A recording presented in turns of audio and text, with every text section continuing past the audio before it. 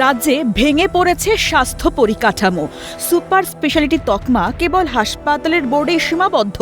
ভেতরে চিকিৎসার ন্যূনতম সুবিধাটুকুও উধাও।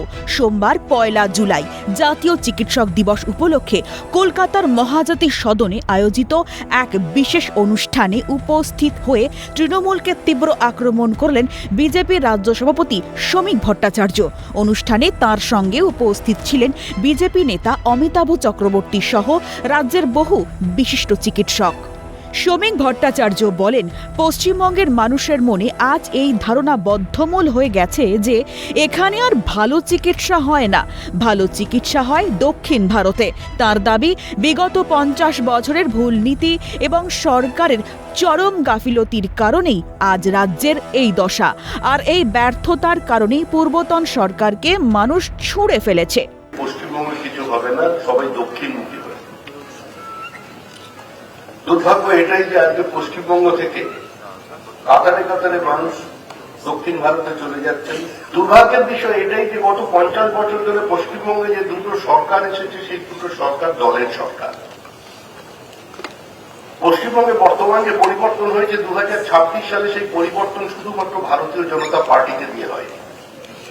সেই পরিবর্তনের কৃতিত্ব শুধুমাত্র আমাদের নয়, আমাদের সমর্থকদের নয়, আপামর পশ্চিমবঙ্গবাসী একটা সম্পূর্ণ বাধ্যতার সংস্কৃতি থেকে মুক্তি চেয়ে, একটা রাজনৈতিক সংস্কৃতির থেকে মুক্তি চেয়ে তারা ভোট দেয়।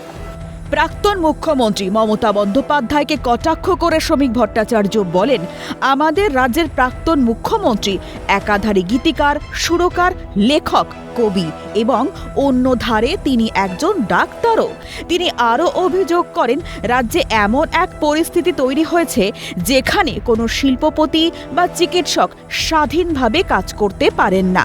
এখানে কিছু করতে গেলে সরকারের সঙ্গে নয়, দলের সঙ্গে কথা বলতে হয়। কিন্তু আমরা কোনো দলের হয়ে কাজ করতে আসিনি, আমরা সরকারের সঙ্গে থেকে মানুষের জন্য কাজ করতে চাই, বললেন বিজেপির সভাপতি।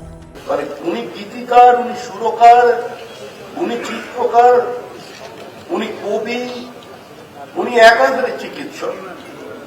আমি বারবার বলেছি, উনি বিকেলে ভোরে ফুল ফোটাতে পারেন, উনি তবলায় জল তরঙ্গের আওয়াজ বার করে দিতে পারেন। আমরা পশ্চিমবঙ্গ রাজ্য সরকার তৈরি করতে চাইছি, বিজেপি সরকার নয়। দল সরকারের সঙ্গে সহযোগিতা করবে, মেডিকেল সেল যদি থাকে তারা সরকারের সঙ্গে সহযোগিতা করবে, কিন্তু সরকারকে নিয়ন্ত্রণ করবে না। সরকারের দৈনন্দিন পদক্ষেপে, সরকারের দৈনন্দিন কাজকর্মের মধ্যে হস্তক্ষেপ করবে। আরজিকর হাসপাতালের ঘটনা নিয়ে তিনি বলেন, এই ঘটনার পর মানুষ স্বতঃস্ফূর্তভাবে রাস্তায় নেমেছিলেন, কিন্তু সাধারণ মানুষের মনে রাখা দরকার, মানুষ শুধু এই একটা ঘটনার বিচার চেয়ে রাস্তায় নামেননি।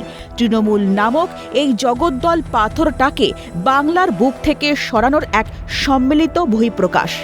বাবা এবং মাকে না জানিয়ে ৩টে মৃতদেহকে সরিয়ে রাজনৈতিক নেতাদের উপস্থিতিতে তার সৎকার করিয়ে দেওয়া হয়েছিল। সেদিন কিন্তু মানুষ রাস্তায় নেমেছিলেন। রিক্লেম দ্য নাইট, পশ্চিমবঙ্গের মানুষের স্বতঃস্ফূর্ত প্রতিবাদটা উঠে আসে।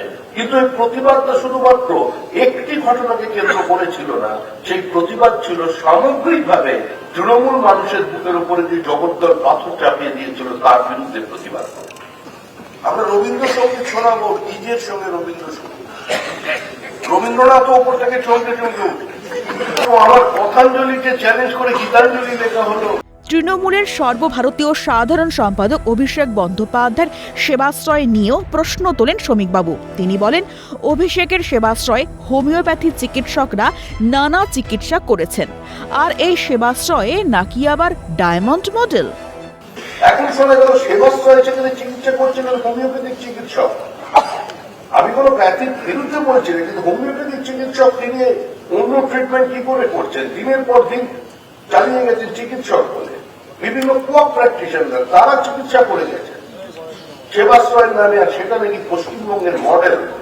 চিকিৎসক দিবসের মঞ্চ থেকে শ্রমিক ভট্টাচার্যের এই আক্রমণ কেবল রাজনৈতিক কাদা ছোড়াছুড়ি নয়, বরং রাজ্যের স্বাস্থ্য পরিকাঠামো ও ব্রেন ড্রেন নিয়ে আমজনতার দীর্ঘদিনের সুপ্ত ক্ষোভেরই প্রতিফলন। সুপার স্পেশালিটি হাসপাতালের ফাঁকা আওয়াজ আর চিকিৎসার জন্য ভিন রাজ্যে যাওয়ার হিড়িক। এই রূঢ় বাস্তবকে অস্বীকার করার উপায় নেই। ক্যামেরায় জ্যাকি সিং এর সঙ্গে রেশমি দাসের রিপোর্ট, ক্যালকাটা নিউজ।